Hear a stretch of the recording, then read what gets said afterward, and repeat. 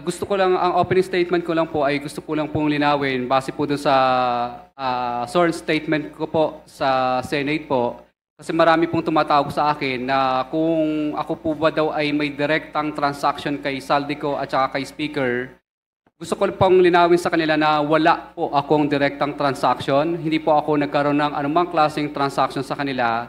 Lahat lang po ng mga sinabi ko po para makumpleto po ang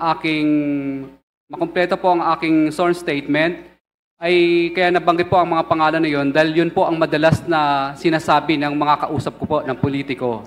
Na binabanggit nila na kailangan ibigay mo na kaagad yung obligasyon kasi pinakukuha na ni Saldico at saka ni Speaker. Ganun po lagi ang madalas nilang sinasabi. Or yung ibang salita para malinis pakinggan, pinakukuha na ng taas yung ganito. So, marami pong pagkakataon sa mga nabanggit ko na madalas po nilang gamitin po ang pangalan po ni Saldico at saka ni Speaker. Kaya nga po, ako po ay gusto ko iparting din kay Speaker po at saka kay Saldico na baka po nagagamit lang po ng mga politikong ito ang inyo pong pangalan. Kumbaga, para makakuha o ano po maklaseng bagay. Pero wala po akong direct na unawa or capacity na masabi na talagang kay Speaker po napupunta yon o kay Saldico. Kundi yun lang po ang mga binabanggit ng mga politikong nakakausap ko. Para daw po kay Saldico at Speaker. Kaya sa akin po, mas mabuti po na naiparting ko po kay Speaker at saka kay Saldico na wala po akong direktang transaction sa inyo. Ito po ang mga naririnig ko lang po na mga salita mula po sa mga politiko na namumuwersa at namimilit na minamadali na po yung obligasyon dahil dadalhin daw po sa inyo. Yun po ang reason. Pero transaction sa kanila, wala po. Thank you po, Your Honor. Yan po ang opening statement nyo. Yes po. Kasi yan po ang kadalasang tinatanong ng iba pong mga kaibigan lang din po. At yung kinaklarify nyo po kanina would pertain dun sa mga sinabi mo dito sa sinumpaang salaysay na sinabmit ninyo sa Senado. Yes po. Ito po yun. Ito po yun. Ito po ba yun?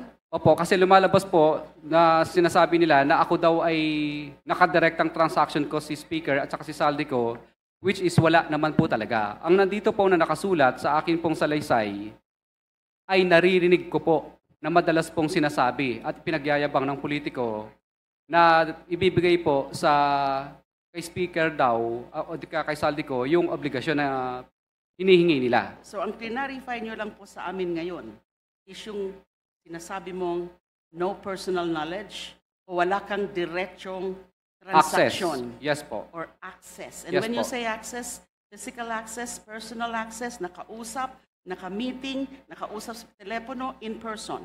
Yes po. Opo. Yun po ang kinaklarify nyo. Opo. Pero yung iba mo yung sinabi dito, tungkol dun sa pagpangalan sa kanila. Kasi there are several. There are few paragraphs here, several paragraphs na nababanggit yung pangalan ni Representative Saldico and also the Speaker.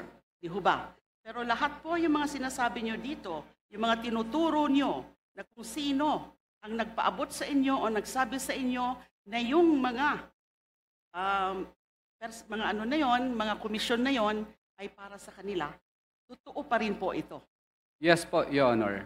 Okay.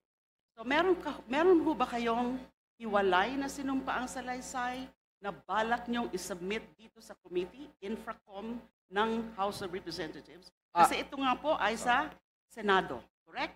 Na-submit nyo po ito. And it was part of your testimony before the Senate, correct? Yes po. And now you're here before us, personal appearance, and you took your oath earlier. Do you intend to execute a separate statement for sinumpaang salaysay, or are you going to also adopt this sinumpaang salaysay as submitted to the Senate, which was executed September 6, nung Sabado lang po? Hindi po. Ito pa rin po ang sworn statement ko po. Meron ka pong sworn statement. Ito pa rin po, yung Ito ginamit pa ko po rin. sa Senate po. Okay. So ito pa rin ang gagamitin natin para itanungin kayo. Opo. Okay, pause lang muna natin dyan bago natin ituloy to. Kasi narinig natin yung sinabi ni Diskaya dito, di ba?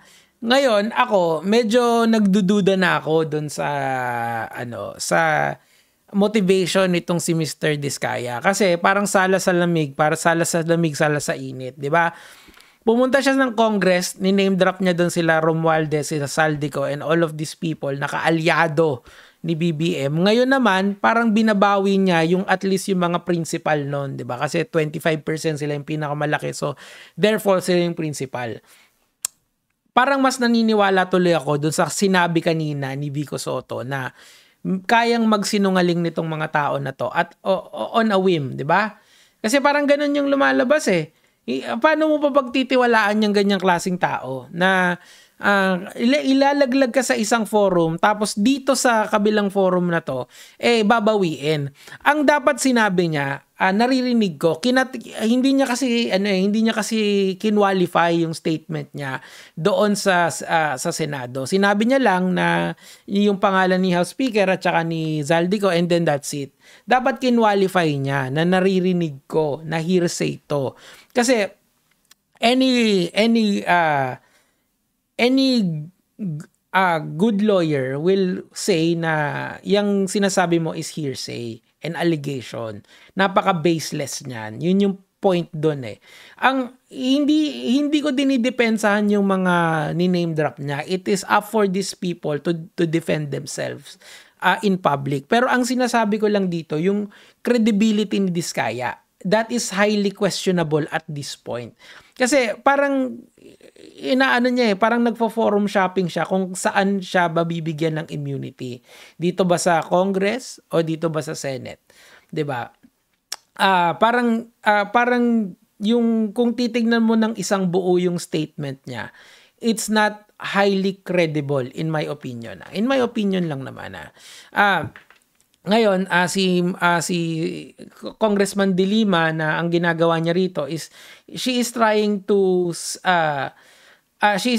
see kung ano yung magagamit niya to cross-examine this person, 'di ba? So mamaya iba back and forth yung statement ni De Lima nito using that statement. Pero ako ang pinaka nakikita kong butas diyan kay dun sa statement ni Diskaya is paano niya i-corroborate yung mga allegations niya. Meron ba tayong CCTV? May mga documentary evidence ba tayo? As insofar as a documentary evidence is concerned, ang meron lang siya is ledger. Ledger na kung saan nila nagawa niya rin. Hindi pwede yun eh. Parang inimbento. Pwedeng sabihin ng mga inaakusahan niya na pwede mong imbentohin yan. So, kailangan natin ng third party checker talaga to at least call out the Diskayas. I 100% mas naniniwala ako kay Vico Soto at this point in time kaysa dito sa mga to. They are not very trustworthy and parang sala sa lamig at sala sa init. 'Di ba? Whoever is giving them advice, nako. Anyway, tuloy na natin to. Iki-clip ko lang to. Sige, mamaya naman.